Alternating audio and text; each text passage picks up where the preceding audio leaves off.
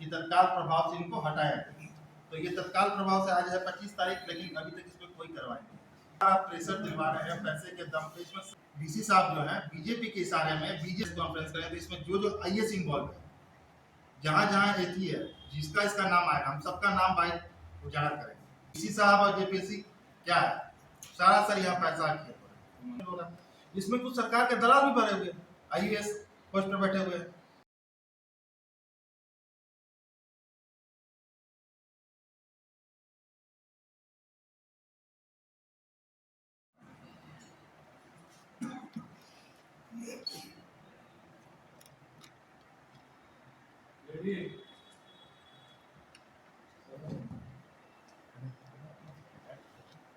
को लेकर आज प्रेस वार्ता आप लोग द्वारा आज हम लोग यहाँ बैठे हुए हैं, जो नोएडा कॉलेज में प्रिंसिपल का जो नियुक्ति हुई है गलत तरीके से, उस नियुक्ति को, उस प्रिंसिपल को बचाने के दौरान यूनिवर्सिटी का क्या मिली भगत है, जेपीएससी का क्या मिली भगत है, किस प्रकार यूजीसी के रूल को तोड़ा जा रहा है, प्रिंसिपल की क्या योग्यता है, कितनी पढ़ाई किए हैं, इनका क्या एक्सपीरियंस है, इसके पहले किस किस कॉलेज में पढ़ाए हैं, कहाँ इन्होंने नौकरी किया है, उस संदर्भ में आज हम लोग यहाँ प्रेस रिलीज कॉन्फ्रेंस रखते हैं। सबसे पहले हम शुरुआत करते हैं प्रिंसिपल सर की योग्यता से, क्या उन्होंने पढ़ाई किया है, कितना पढ़े हैं। वो 2001 में हितकर्णी कॉलेज से बीटेक की है, जो देहरादून में है कॉलेज। उसके बाद उन्होंने 2003 में आईआईटी रुड़की से एमटेक कंप्लीट किया है। उसके बाद उन्होंने 2014 में यूपीईएस यूनिवर्सिटी से ये पीएचडी कंप्लीट किया, ठीक है। 2003 में जो 2001 में जो हितकर्णी कॉलेज में जो पढ़ रहे थे, उसी कॉलेज में ये 2003 में हितकर्णी कॉलेज में पढ़ाना चालू किए। तो वहाँ 2 वर्ष पढ़ा है, कुछ महीना, 2 साल कुछ महीना पढ़ा है। उसके बाद मामला आता है, ये नौकरी करने चले गए। ये नौकरी किए हैं इनोफ्रेन इंडिया लिमिटेड में सीनियर इंजीनियर के पोस्ट पर कार्यरत। यूजीसी का जो नियम है उसमें दिया हुआ है कि लगातार आप टीचिंग लाइन में है तो लगातार आपको 15 साल पढ़ाना होगा। जो यहाँ इनका रूल तोड़ के ये 2-3 साल नौकरी करने बीच में चले जाते हैं। तो इनके पहले जो पढ़ाई ये 2 साल करनी कॉलेज में, वो आपका खत्म हो गया। खेती में चैप्टर 8 में 42 और 43 में सारा नियम आपको बताया गया, ठीक है, कि क्या होना चाहिए, नहीं होना चाहिए, इसमें पूरा विस्तार से बताया गया। आते हैं इनकी योग्यता की वजह से, किस कारणवश ये प्रिंसिपल वहाँ के नहीं है और नहीं बन सकते। डॉक्टर श्याम पांडे पहले हितकर्णी कॉलेज में पढ़ाए, उसके बाद 2 साल पढ़ाने के बाद चले गए नौकरी करने, फिर 2-2.5 साल नौकरी करके फिर वो आपका दोबारा शिक्षित टीचिंग लाइन में आए इनके द्वारा से। इसके बाद श्याम पांडे जी 2006 में यूपीएस देहरादून जो लेक्चर पढ़ाते थे, लेक्चर पोस्ट पर, उसी कॉलेज से वो 2014 में पीएचडी किए। यूजीसी आप लोग रांची यूनिवर्सिटी का घेराव भी किए थे और उसके बाद प्रदर्शन किए, तो क्या रांची यूनिवर्सिटी आप लोगों की बात नहीं सुन रही है? क्या आप लोग वहाँ पे ज्ञापन भी दिए थे, तो रांची यूनिवर्सिटी आप लोगों की बात नहीं सुन रही है या सरकार आपकी बात नहीं? 11 तारीख को बता रहे विस्तार से, जेपीएससी कॉलेज इनका मामला को रद्द कर दिया, प्रिंसिपल सर का योग्यता को रद्द कर दिया। उसके आधार पर रांची यूनिवर्सिटी को लेटर निकालना, जो लेटर ये 2000 लेटर 11 तारीख को इन लोग निकाले हैं, ठीक है। वो भी हम लोग एनएसवाई हंगामा किया, उसके 11 तारीख को लेटर निकाले और लेटर को निकाल के यूनिवर्सिटी के द्वारा दबा दिया। हम लोग 17 तारीख को जब बीसीसी का घेराव किए, 18 तारीख को बड़े बड़े अखबारों में आया, मीडिया में आया, तो 18 तारीख को आनंद फानंद में रजिस्ट्रार ऑफिस के कर्मचारी के द्वारा जाके चिट्ठी को रिसीव कराया गया। उसके बाद आज है 25 तारीख, 11 तारीख को जो चिट्ठी निकला था उसमें ये दिया हुआ साफ कि तत्काल प्रभाव से इनको हटाया गया।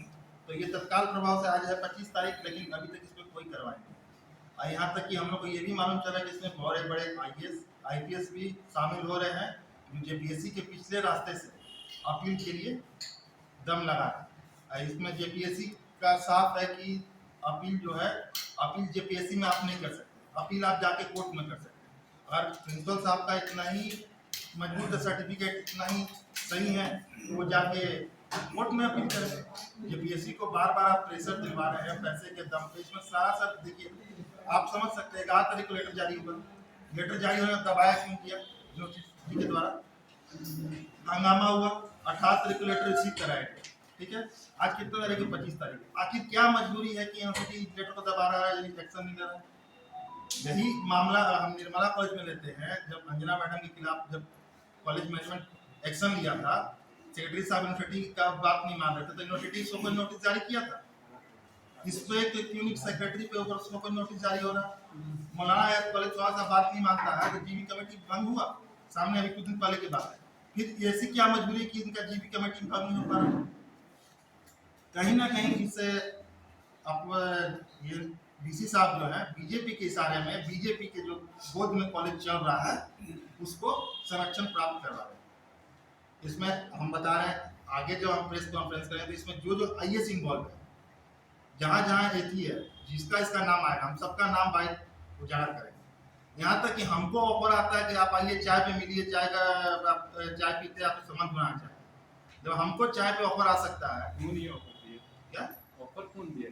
और ये भी आपको उजागर करेंगे भाई, रिकॉर्ड ऑन कॉलेज के मैनेजमेंट के द्वारा ऑफर आया, बाई कॉल रिकॉर्ड आपको सब चीज दिया जाएगा। आगे प्रेस कॉन्फ्रेंस करेंगे। जब हमको चाय पे ऑफर आ सकता है तो बीसी साहब और जेपीएससी क्या है, सारा सर यहाँ पैसा खेल रहे हैं। जेपीएससी जो है सरकारी व्यवस्था को आप कटघरे में ले रहे हैं, उस पर शक जाहिर कर रहे हैं। मतलब आप बताइए ना, जेपीएससी का जब नियम है, जब रिजेक्ट कर दिया, उसमें नियम है कि सेकंड अपील आप नहीं कर सकते, तो आप किस आधार पर दोबारा विचार बना रहे हैं, अपील ले रहे हैं, लेने की कोशिश कर रहे हैं, दोबारा विचार बना रहे हैं? बताइए। ये सामने दिख रहा है किस तरह पैसा खेल हो रहा है। इसमें कुछ सरकार के दलाल भी भरे हुए हैं, आईएएस पोस्ट पर बैठे हुए हैं। सारा सर सबका नाम उजागर किया जाएगा भाई ने। ये मामला कब से चल रहा है? तो माननीय मुख्यमंत्री से मुलाकात नहीं हुआ है, लेकिन उनके सचिवालय में, मुख्यमंत्री सचिवालय में हम लोगों ने ज्ञापन दिया है, राजभवन में ज्ञापन दिया है, और ये उच्च शिक्षा तकनीकी में भी दिया है, और जेपीएससी को फिर एक ज्ञापन दिया है, और यूजीसी का नियम और रूल रेगुलेशन को लगा के दिए हैं कि ये कैसे बाध्य नहीं। 15 साल हो गया, आज तक कोई अस्थायी प्रिंसिपल नहीं था जो जेपीएससी जिसको मान्यता दिया। 2008 से लेके अभी 23 हो गया, 15 साल होने जा रहा है बिना प्रिंसिपल के, बिना एथी के, भगवान भरोसे कॉलेज चला। सरकारी फंड आया होगा, अभी श्रम विभाग से आया 7-8 करोड़ रुपए आया था कुछ दिन पहले, जिसमें 3 करोड़ का बिल्डिंग बना है। तो वो किसके देखरेख में बना, उसका मार्गदर्शक कौन है, किस तरह गमन किया जा रहा है, ये भी एक जांच का विषय है। और आपको बता रहे हैं ये तो हो गया। अब छात्रों की बात करें तो वहाँ कोविड के बाद वहाँ फीस जो है डबल कर दिया गया, सीट जो है आधा कर दिया गया। एचईसी आप सभी जान रहे हैं, एचईसी क्षेत्र में एचईसी की जगह पे वो कॉलेज है। अभी आप जान रहे हैं एचईसी कर्मी की क्या स्थिति है, हालत है, कितने महीने से एचईसी वेतन नहीं दिया। उनके उस एचईसी में जो कार्यरत कर्मचारी हैं, उनके बच्चों को, बच्चा का रिजल्ट रोक दिया जा रहा, फॉर्म भरने से रोक दिया रहा कि पैसा लाओ पैसा लाओ पैसा लाओ। आखिर में बच्चे पैसा कहाँ से ला के देगा बताइए? पेरेंट्स से सरकार देगी नहीं पैसा पेरेंट्स को, तो पेरेंट्स कहाँ से देंगे? 38 डिग्री टेम्परेचर में अप्रैल महीने का लास्ट में तो ये आईआईटी प्रिंसिपल आए हैं, स्पोर्ट्स डे करवा रहे थे। इनको जब फोन करके बोला गया कि सर 38 डिग्री टेम्परेचर है, अप्रैल महीने का लास्ट है, इसमें स्पोर्ट्स डे कहाँ पे होता है, कहाँ तक उचित है, आप अपने बच्चों को दौड़ाइएगा। तो वो कहते हैं कि 38 डिग्री टेम्परेचर तो नहीं, 37 डिग्री टेम्परेचर है। बताइए क्या बात है, 37 डिग्री टेम्परेचर क्या कम होता है? इसमें देखिए किस तरह भ्रमित किया जा रहा है, जेपीएससी को किस तरह भ्रमित किया जा रहा है, सरकार को किस तरह भ्रमित किया जा रहा है, प्रिंसिपल साहब बता रहे हैं। इसमें एआई से एक इंजीनियरिंग कॉलेज का मामला आ गया है, ये है आईआईटी एआईसीटी इंजीनियरिंग कॉलेज, जितना भी एआईसीटी के मार्गदर्शक पे एआईसीटी के रूल रेगुलेशन पे चलता है, और नॉर्मल जो डिग्री कॉलेज है यूजीसी के रूल रेगुलेशन पे चलता है। हम मानते हैं इनका 14 साल कुछ महीना जो लास्ट 2006 से पढ़ रहे हैं, उनका अगर योग्यता हम लेते भी तो वो तो एआईसीटी के नियम मार्गदर्शक में पढ़ा है। यूजीसी को कैसा, यूजीसी का गाइडलाइन है, यूजीसी के गाइडलाइन के थ्रू पेमेंट पॉलिसी करता है टीचर को, कर्मचारी को, एम्प्लॉय को। आप इनका बैंक डिटेल देखिए, जितने प्राइवेट कॉलेज, आप बगल में MIT college university, MIT university Bharat में बहुत बड़ा यूनिवर्सिटी है। अब वहाँ के प्रोफेसर आप खुद पता कीजिए ना कि जितना यूजीसी गाइडलाइन में पेमेंट है, क्या आपका पेमेंट मिलता है? नहीं मिलता है। प्राइवेट कॉलेज में होता है बार्गेनिंग करके टीचर लोग का रखा है। अब एक जांच का विषय वो भी है बैंक डिटेल से उनका क्लियर हो जाएगा। अगर प्रिंसिपल सर सारा सर सही है तो अपना बैंक डिटेल शो करे पेरेंट्स के सामने, वो आके बताए कि कैसे सही है, कैसे योग्य है। पहला चीज ये बैंक डिटेल हो गया। एआईसीटी और यूजीसी का नियम अलग अलग हो गया, दोनों को बता दिए। उसके बाद एक और इनके पहले जो प्रिंसिपल थे शर्मा सर, वो आर्मी से रिटायर होकर ब्रिगेडियर पोस्ट से रिटायर हो गए। 65 साल इनका, 65 प्लस उम्र। आप बताइए कि 60-65 साल में आराम करने का रिटायरमेंट का समय होता है, नौकरी करने का समय होता है। ये भी उत्तराखंड के जो जिनके पूर्व प्राचार्य थे वो भी उत्तराखंड के, ये भी उत्तराखंड का आया हुआ व्यक्ति झारखंड सरकार के सरकार में बिजलौलियों के द्वारा इस तरह धज्जियां उड़ा रही है, ये भी सोचने वाली बात। ये दोनों जो चाचा भतीजा है, दोनों मिल के 2-3 साल में डबल करके, मतलब कि हर तरीके से कॉलेज को जितना कॉलेज बाहर से आपको देखने में सुंदर और अच्छा लगेगा, फुल अंदर उतना ही कॉलेज में होता है। ये जांच का विषय है। हमारा से हम मांग करते हैं कि उच्च स्तरीय जांच बैठा इस कॉलेज में। रोहित पांडे, प्रदेश सचिव, झारखंड एनएसयूआई। अनिकेत राज, प्रदेश उपाध्यक्ष, झारखंड एनएसयूआई।